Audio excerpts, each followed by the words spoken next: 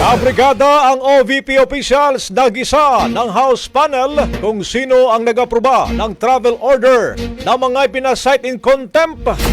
Si Brigada Haji Cabinyo, ibrigada mo! Brigada Live Report. Hindi masagot ng mga opisyal ng Office of the Vice President kung nasaan ang apat na empleyadong ipinasight in contempt ng House Committee on Good Government and Public Accountability dahil sa hindi pagsipot sa investigasyon ukol sa issue ng confidential funds. Sa ika-6 na pagdinig ng komite ngayong araw, nabatid sa pamamagitan ng liham na nasa official travel sina Special Disbursing Officer Gina Acosta, Assistant Chief of Staff Lemuel Ortonio, dating DepEd Assistant Secretary Sunshine Fajarda at dating DepEd SDO Edward Fajarda. Pero sabi ng mga kongresista, tila naaabuso na ang travel order dahil ilang beses nang ipinatatawag sa pagdinig ang mga naturang opisyal.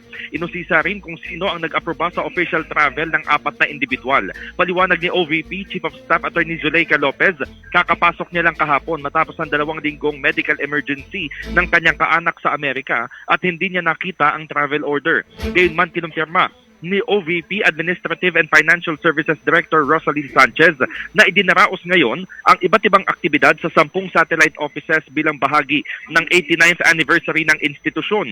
Dahil dito, inirekomenda ni Bukidnon Representative Keith Flores sa House Sergeant at Arms na makipag-ugnayan sa mga Chief of Police sa bawat lugar kung saan may pagtitipon ang satellite office upang maisilbi ang contempt order.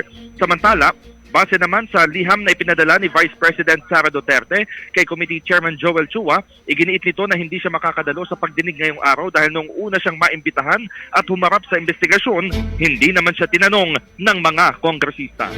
In the heart of changing life, ito si Brigada Haji Cabinyo ng 105.1 Brigada News FM Manila, the Music and News Authority. Brigada Balita Nationwide sa tanghali.